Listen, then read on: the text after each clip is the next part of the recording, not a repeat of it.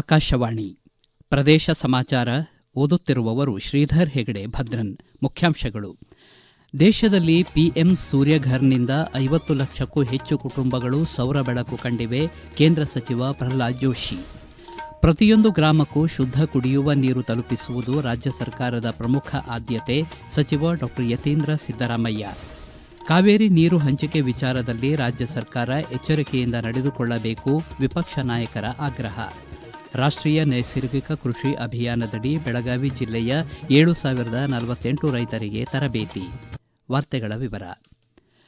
ದೇಶದಲ್ಲಿ ಪಿಎಂ ಸೂರ್ಯಘರ್ ಶುರುವಾದ 2 ವರ್ಷದಲ್ಲಿ 50.6 ಲಕ್ಷಕ್ಕೂ ಹೆಚ್ಚು ಕುಟುಂಬಗಳು ಸೌರ ಬೆಳಕು ಕಂಡಿವೆ.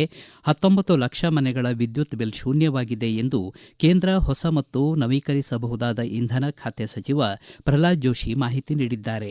ಪ್ರಧಾನಮಂತ್ರಿ ಸೂರ್ಯಘರ್ ಮಫ್ತ್ ಬಿಜ್ಲಿ ಯೋಜನೆ ವಿಶ್ವದ ಅತಿದೊಡ್ಡ ಸೌರ ಮೇಲ್ಛಾವಣಿ ಅಭಿಯಾನವಾಗಿ ಹೆಗ್ಗುರುತಾಗಿದೆ.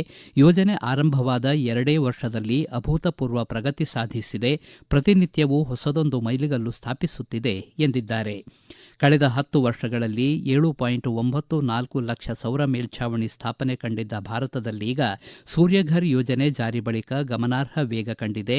75,021 ಕೋಟಿ ವೆಚ್ಚದಲ್ಲಿ ತ್ವರಿತ ಅನುಷ್ಠಾನಗೊಂಡ ಈ ಯೋಜನೆ ಇಂದು ಪ್ರತಿ 6 ದಿನಗಳಿಗೊಮ್ಮೆ 1 ಲಕ್ಷ ಮನೆಗಳನ್ನು ತಲುಪುತ್ತಿದೆ ಎಂದು ಹೇಳಿದ್ದಾರೆ. ಜಲಜೀವನ ಮಿಷನ್ ಗ್ರಾಮೀಣ ಭಾರತದ ಜೀವನದಲ್ಲಿ ಐತಿಹಾಸಿಕ ಬದಲಾವಣೆ ತಂದಿದ್ದು ವಿಶ್ವದ ಅತಿದೊಡ್ಡ ಕುಡಿಯುವ ನೀರು ಸರಬರಾಜು ವ್ಯವಸ್ಥೆಯನ್ನು ನಿರ್ಮಿಸಿದೆ ಎಂದು ಕೇಂದ್ರ ಜಲಶಕ್ತಿ ಖಾತೆ ಸಚಿವ ಸಿಆರ್ ಪಾಟೀಲ್ ತಿಳಿಸಿದ್ದಾರೆ. ಜಲಜೀವನ್ ಮಿಷನ್ 2.0 ಮೂಲಕ ಮೂಲಸೌಕರ್ಯದ ಜೊತೆಗೆ ಪ್ರತಿಯೊಂದು ಗ್ರಾಮೀಣ ಕುಟುಂಬಕ್ಕೂ ನಿರಂತರ, ಸುರಕ್ಷಿತ ಮತ್ತು ಗುಣಮಟ್ಟದ ಕುಡಿಯುವ ನೀರು ಪೂರೈಸುವುದಕ್ಕೆ ವಿಶೇಷ ಒತ್ತು ನೀಡಲಾಗುತ್ತಿದೆ ಎಂದು ಸಾಮಾಜಿಕ ಮಾಧ್ಯಮ ಎಕ್ಸ್ ಮೂಲಕ ಹೇಳಿದ್ದಾರೆ. ಐಐಎಂ ಬೆಂಗಳೂರು ಹಾಗೂ ಅಂತಾರಾಷ್ಟ್ರೀಯ ಕಾರ್ಮಿಕ ಸಂಘಟನೆ ILO ಅಧ್ಯಯನಗಳ ಪ್ರಕಾರ ಈ ಬೃಹತ್ ಯೋಜನೆ ಲಕ್ಷಾಂತರ ಜನರಿಗೆ ಪ್ರತ್ಯಕ್ಷ ಮತ್ತು ಪರೋಕ್ಷ ಉದ್ಯೋಗಾವಕಾಶಗಳನ್ನು ಸೃಷ್ಟಿಸುವ ಸಾಮರ್ಥ್ಯ ಹೊಂದಿದೆ. ಗ್ರಾಮ ಪಂಚಾಯಿತಿಗಳು, ಮಹಿಳೆಯರು ಮತ್ತು ಜನಸಾಮಾನ್ಯರ ಸಹಭಾಗಿತ್ವದಿಂದ ಹರ್ ಘರ್ ಜಲ್ ಸಂಕಲ್ಪವು ಇಂದು ಯಶಸ್ವಿ ಜನಾಂದೋಲನವಾಗಿ ರೂಪುಗೊಂಡಿದೆ ಎಂದು ಹೇಳಿದ್ದಾರೆ. ಪ್ರತಿಯೊಂದು ಗ್ರಾಮಕ್ಕೂ ಶುದ್ಧ ಕುಡಿಯುವ ನೀರು ತಲುಪಿಸುವುದು ರಾಜ್ಯ ಸರ್ಕಾರದ ಪ್ರಮುಖ ಆದ್ಯತೆಯಾಗಿದೆ. ಜನರಿಗೆ ಶಾಶ್ವತ ಹಾಗೂ ಸಮರ್ಪಕ ನೀರಿನ ಸೌಲಭ್ಯ ಕಲ್ಪಿಸುವ ನಿಟ್ಟಿನಲ್ಲಿ ಕಾಮಗಾರಿಗಳನ್ನು ತ್ವರಿತವಾಗಿ ಪೂರ್ಣಗೊಳಿಸಲು ಅಧಿಕಾರಿಗಳಿಗೆ ಸೂಚಿಸಲಾಗಿದೆ ಎಂದು ನಗರಾಭಿವೃದ್ಧಿ ಖಾತೆ ಸಚಿವ ಡಾ ಯತೀಂದ್ರ ಸಿದ್ದರಾಮಯ್ಯ ಹೇಳಿದ್ದಾರೆ.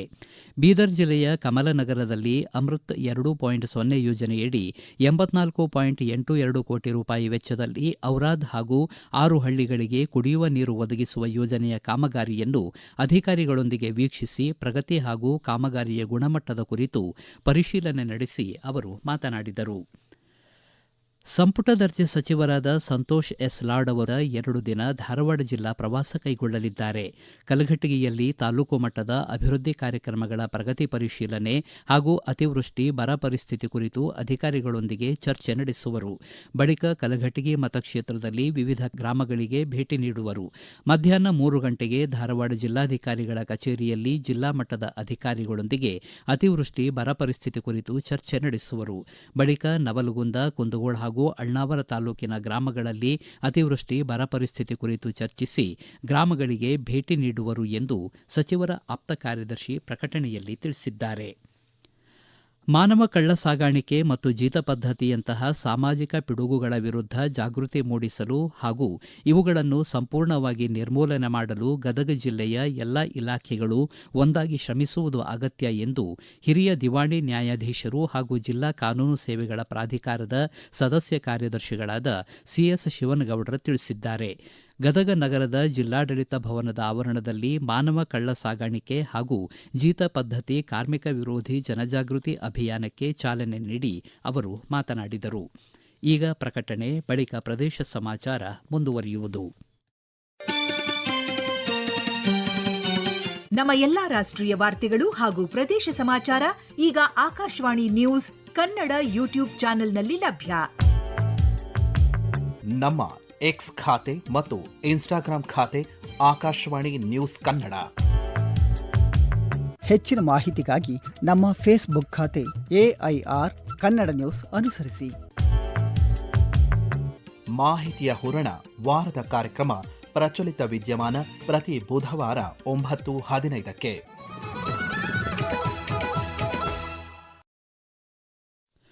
ಪ್ರದೇಶ ಸಮಾಚಾರ ಕೇಳುತ್ತಿದ್ದೀರಿ.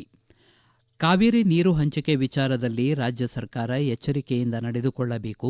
ತಮಿಳುನಾಡು ಸರ್ಕಾರ ಸುಪ್ರೀಂ ಕೋರ್ಟ್ಗೆ ಅರ್ಜಿ ಸಲ್ಲಿಸಿರುವ ಹಿನ್ನೆಲೆ ಕರ್ನಾಟಕದ ಹಿತಾಸಕ್ತಿಯನ್ನು ಸಮರ್ಥವಾಗಿ ರಕ್ಷಿಸಬೇಕು ಎಂದು ವಿಧಾನಸಭೆಯ ಪ್ರತಿಪಕ್ಷ ನಾಯಕ ಆರ್ ಅಶೋಕ್ ಆಗ್ರಹಿಸಿದ್ದಾರೆ. ಸುದ್ದಿಗಾರರೊಂದಿಗೆ ಮಾತನಾಡಿದ ಅವರು, ತಮಿಳುನಾಡಿನ ಕ್ರಮದಿಂದ ರಾಜ್ಯಕ್ಕೆ ಸಂಕಷ್ಟ ಎದುರಾಗುವ ಸಾಧ್ಯತೆ ಇದೆ. ಮುಖ್ಯಮಂತ್ರಿ ಡಿಕೆ ಶಿವಕುಮಾರ್ ಅವರು ತಮಿಳುನಾಡು ಮುಖ್ಯಮಂತ್ರಿ ಜೋಸೆಫ್ ವಿಜಯ್ ಅವರೊಂದಿಗೆ ಹೊಂದಾಣಿಕೆ ಮಾಡಿಕೊಂಡು ನೀರು ಹರಿಸಿದರೆ ಜನ ಅದನ್ನು ಸಹಿಸುವುದಿಲ್ಲ ಎಂದು ಹೇಳಿದರು. ಶುಕ್ರವಾರ ಬೆಳಗ್ಗೆ ವಿಧಾನಸಭೆ ಅಧಿವೇಶನಕ್ಕೆ ಸಂಬಂಧಿಸಿದಂತೆ ಬಿಜೆಪಿ ಸಭೆ ನಡೆಸಲಿದ್ದು, ಅಧಿವೇಶನದಲ್ಲಿ ಯಾವ ವಿಷಯಗಳನ್ನು ಪ್ರಸ್ತಾಪಿಸಬೇಕು ಹಾಗೂ ಯಾವ ರೀತಿಯ ಹೋರಾಟ ನಡೆಸಬೇಕು ಎಂಬ ಬಗ್ಗೆ ಚರ್ಚಿಸಲಾಗುವುದು ಎಂದು ಆರ್ ಅಶೋಕ್ ತಿಳಿಸಿದರು. ರಾಷ್ಟ್ರೀಯ ನೈಸರ್ಗಿಕ ಕೃಷಿ ಅಭಿಯಾನ ಭೂಮಿಯ ಫಲವತ್ತತೆ ಸುಧಾರಿಸುವುದು ಹಾಗೂ ಸಾಗುವಳಿ ವೆಚ್ಚ ಕಡಿಮೆ ಮಾಡಿ ರೈತರ ನಿವ್ವಳ ಆದಾಯ ಹೆಚ್ಚಿಸಲು ಸಹಕಾರಿಯಾಗಿದೆ. ಬೆಳಗಾವಿ ಜಿಲ್ಲೆಯಲ್ಲಿ ಈ ಯೋಜನೆಯಡಿ 7,048 ರೈತರಿಗೆ ಮಾಹಿತಿ ಹಾಗೂ ತರಬೇತಿ ನೀಡಿ ಅನುಕೂಲ ಮಾಡಿಕೊಡಲಾಗಿದೆ ಎಂದು ಜಿಲ್ಲಾ ಪಂಚಾಯತ್ ಮುಖ್ಯ ಕಾರ್ಯನಿರ್ವಾಹಕ ಅಧಿಕಾರಿ ರಾಹುಲ್ ಶಿಂಧೆ ಹೇಳಿದ್ದಾರೆ. ಕೃಷಿ ಇಲಾಖೆಯ ಜಂಟಿ ನಿರ್ದೇಶಕರ ಕಾರ್ಯಾಲಯದ ಸಭಾಂಗಣದಲ್ಲಿ ಆಯೋಜಿತ 2026-27ನೇ ಸಾಲಿನ ಯೋಜನೆಗಳ ಅನುಷ್ಠಾನ, ವಿವಿಧ ಯೋಜನೆಗಳ ಜಿಲ್ಲಾ ಮಟ್ಟದ ಮೇಲ್ವಿಚಾರಣಾ ಸಮಿತಿಯ ಸಭೆ ಅಧ್ಯಕ್ಷತೆ ವಹಿಸಿ ಅವರು ಮಾತನಾಡಿದರು. ಪ್ರಸಕ್ತ ಮುಂಗಾರು ಹಂಗಾಮಿನಲ್ಲಿ 7.52 ಲಕ್ಷ ಹೆಕ್ಟೇರ್ ಪ್ರದೇಶದಲ್ಲಿ ಬಿತ್ತನೆ ಗುರಿ ಹೊಂದಲಾಗಿತ್ತು. ಅದರಲ್ಲಿ ವಿವಿಧ ಕೃಷಿ ಬೆಳೆಗಳ ಬಿತ್ತನೆ ಗುರಿಗೆ 7.16 ಲಕ್ಷ ಹೆಕ್ಟೇರ್ ಪ್ರದೇಶದಲ್ಲಿ ಬಿತ್ತನೆಯಾಗಿದ್ದು, ಈವರೆಗೆ 95% ಬಿತ್ತನೆಯಾಗಿದೆ ಎಂದು ಅವರು ತಿಳಿಸಿದರು. 2025-26ನೇ ಸಾಲಿನ ಮುಂಗಾರು ಹಂಗಾಮಿನ ಕರ್ನಾಟಕ ರೈತ ಸುರಕ್ಷಾ ಪ್ರಧಾನಮಂತ್ರಿ ಫಸಲ್ ಬಿಮಾ ಯೋಜನೆಯಡಿ ಗದಗ ಜಿಲ್ಲೆಯ ರೈತರಿಗೆ ವಿವಿಧ ಬೆಳೆಗಳಿಗೆ ಸಂಬಂಧಿಸಿದಂತೆ ಸರ್ಕಾರ ಒಟ್ಟು 78 ಕೋಟಿ ಬೆಳೆ ವಿಮೆ ಪರಿಹಾರ ಮಂಜೂರು ಮಾಡಿದ್ದು, ಅರ್ಹ ರೈತರ ಬ್ಯಾಂಕ್ ಖಾತೆಗಳಿಗೆ ನೇರವಾಗಿ ಹಣ ಜಮೆಯಾಗಲಿದೆ ಎಂದು ಜಂಟಿ ಕೃಷಿ ನಿರ್ದೇಶಕರು ಪ್ರಕಟಣೆಯಲ್ಲಿ ತಿಳಿಸಿದ್ದಾರೆ. ಪ್ರತಿ ವರ್ಷ ಆಗಸ್ಟ್ 1ರಿಂದ 7ರವರೆಗೆ ವಿಶ್ವ ಸ್ತನ್ಯಪಾನ ಸಪ್ತಾಹವನ್ನು ಆಚರಿಸಲಾಗುತ್ತದೆ. ಈ ಸಪ್ತಾಹವು ಕೇವಲ ಆಚರಣೆಯಲ್ಲ, ಪ್ರತಿಯೊಂದು ಮಗುವಿನ ಆರೋಗ್ಯಕರ ಭವಿಷ್ಯವನ್ನು ನಿರ್ಮಿಸುವ ಸಾಮಾಜಿಕ ಚಳವಳಿಯಾಗಿದೆ ಎಂದು ಧಾರವಾಡ ಜಿಲ್ಲಾ ಆರೋಗ್ಯ ಮತ್ತು ಕುಟುಂಬ ಕಲ್ಯಾಣ ಅಧಿಕಾರಿ ಡಾ ಪರಶುರಾಮ್ ಎಫ್ಕೆ ತಿಳಿಸಿದ್ದಾರೆ. ಅವರು ಆಕಾಶವಾಣಿಯೊಂದಿಗೆ ಮಾತನಾಡಿ, ತಾಯಿಯ ಹಾಲು ಮಗುವಿನ ಮೊದಲ ಆಹಾರ ಮಾತ್ರವಲ್ಲ, ಅದು ಮಗುವಿನ ಮೊದಲ ಲಸಿಕೆ, ಮೊದಲ ಔಷಧಿ ಮತ್ತು ಮೊದಲ ರಕ್ಷಣೆಯಾಗಿದೆ. ಮಗು ಜನಿಸಿದ 1 ಗಂಟೆಯೊಳಗೆ ಸ್ತನ್ಯಪಾನ ಆರಂಭಿಸುವುದು ಅತಿ ಮುಖ್ಯ. ಮೊದಲ 6 ತಿಂಗಳು ಕೇವಲ ತಾಯಿಯ ಹಾಲನ್ನು ನೀಡಬೇಕು. ನಂತರ ಪೂರಕ ಆಹಾರದೊಂದಿಗೆ 2 ವರ್ಷ ಅಥವಾ ಅದಕ್ಕಿಂತ ಹೆಚ್ಚು ಕಾಲ ಸ್ತನ್ಯಪಾನ ಮುಂದುವರಿಸಬೇಕು ಎಂದು ಹೇಳಿದ್ದಾರೆ. ವಿಶ್ವ ಸ್ತನ್ಯಪಾನ ಸಪ್ತಾಹನ ಆಚರಣೆ ಮಾಡ್ತಾ ಇದ್ದೀವಿ.